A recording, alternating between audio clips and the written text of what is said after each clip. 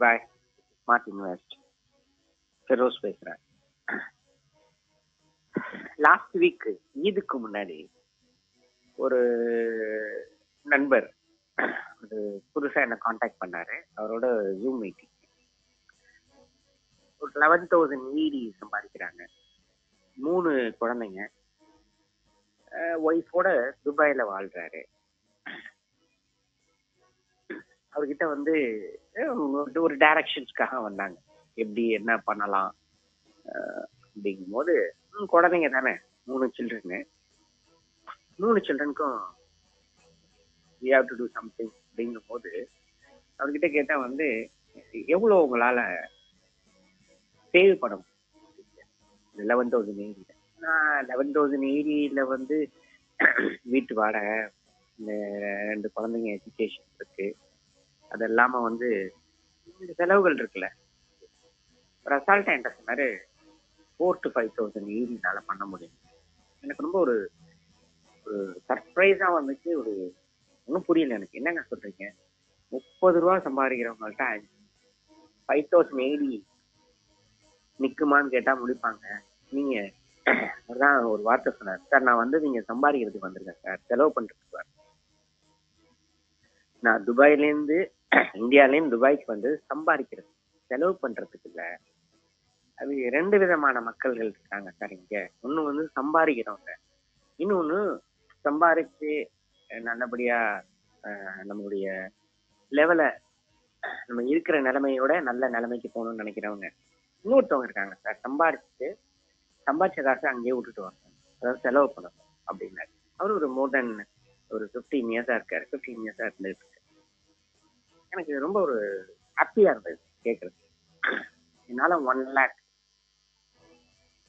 Save பண்ண முடியுங்கிறத ரொம்ப கான்பிடென்டா இருக்காரு. அதுக்கப்புறம் எங்களுக்கு உள்ள ஒரு சில டெக்னிக்கல் டிஸ்கஷன்ஸ்லாம் நடந்துச்சு, அது வேற விஷயம். இதாங்க நான் சொல்றேன். The word he used, I was so impressed. Sir நான் வந்து இங்க சம்பாதிக்க வர்றது செலவு பண்றதுக்காக இல்லைன்னு ஒரு வார்த்தையை சொன்னார் பார்த்தீங்களா, தட் இஸ் வாட். அவர் என்ன சொல்றாரு, நாங்க ஒரு குடும்பம் என்ன நடத்துறோமோ அதை நடத்திட்டு இருக்கோம். ஊர்ல இருந்தா நல்ல சாப்பாடு, நல்ல ட்ரெஸ்ஸு, குழந்தைங்களுக்கு மச் பெட்டர் எஜுகேஷன் இந்தியாவில் இருக்கிறத விட இங்கே ஃபாரின்ல படிக்கிறாங்கிற ஒரு நிலைமை. இவ்வளோதான், மந்த்லி ஒரு அவுட்டிங் போவேன்.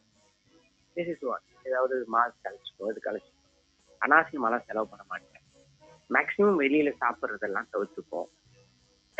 அவர் என்ன அசெட் பில் பண்ணி வச்சுட்டாருன்னா, இந்த 10 இயர்ஸ்ல ஆல்மோஸ்ட் வந்து ஒரு 2 crores அதுலயே சேர்த்து ப்ராப்பர்ட்டிஸ் பண்ணிருக்காரு ஊர்ல. This is what. இதுதான் நான் சொல்ல வரேங்க. இது எல்லாமே மைண்ட் செட் தான். நம்ம இப்படிதான் வாழணும்னா 11,000 ஏடியில கூட 5,000 ஏடியை நம்மளால சேவ். நம்ம எப்படி வேணாலும் வாழணும்னா அது 50,000 ஏடி இல்ல, 100,000 ஏடி இருந்தா கூட 5,000 ஏடி நம்மளால இருக்க முடியும். இதுதான் இப்ப நீங்க பாக்குறது டாக்ஸ் இல்லாத அருமையான ஒரு வருமானம் உங்களுக்கு வந்துட்டு இருக்கு. அது கன்வெர்ட் பண்ணி பார்த்தா ரொம்ப நல்லாவே இருக்கு. ரூபி வீக் ஆகுது. இதை வந்து இந்த ஆப்பர்ச்சுனிட்டியை நம்ம சீஸ் பண்ணிடணும். ஏன்னா ஒரு காலம் வரும் இந்த வருமானம் இருக்காதுங்க. இந்த வருமானம் இல்லாத காலத்துல நம்ம எப்படி இருக்க போறோங்கிறத சிந்திக்கணும், எப்படி வாழ போறோம். அதுக்கு நம்ம இப்ப என்ன செஞ்சுக்கணும், ஃபர்ஸ்ட் திங் வந்து சிக்கனமா வாழ்றதுக்கான மைண்ட் செட்டை கிரியேட் பண்ணணும். அப்படி அந்த மைண்ட் செட்டை கிரியேட் பண்ணோம்னா என்ன நடக்கும்னா, பணம் இல்லாத காலத்துலயும் அந்த எக்ஸ்பென்சிவ் எப்படி இப்போ வந்து பயங்கரமா ஸ்பெண்ட் பண்ணணும்னு நினைக்கிறோமோ அந்த பயங்கரமா ஸ்பெண்ட் பண்றதுக்கான இடத்துக்கு போயிடுவோம். அப்ப கடன் வாங்கி செலவு பண்ணும், இல்ல ஏதோ தப்பு நடக்கும், இல்ல நம்மளால முடியாது, அதுவே நமக்கு ஒரு பெரிய டிப்ரெஷன் போட்டோம். ஐயோ இவ்வளவு பணம் இருந்துச்சு, அவ்வளவு செலவு பண்ணோமே, இப்ப வந்து பணம் இல்லையே, அந்த செலவெல்லாம் பண்ண முடியாது. This is what. வருமானத்தை இன்க்ரீஸ் பண்றது ஒரு பக்கம், நம்மளுடைய செலவுகளை கம்மி பண்ணா வருமானம் இல்லாத காலத்திலையும் சரி, வருமானம் குறையிற காலத்திலையும் சரி, அது ஹாப்பினஸ் நம்ம கிட்ட இருக்கும். இல்லைன்னா நிறைய இழப்புகளை நம்ம ஃபேஸ் பண்ணணும்.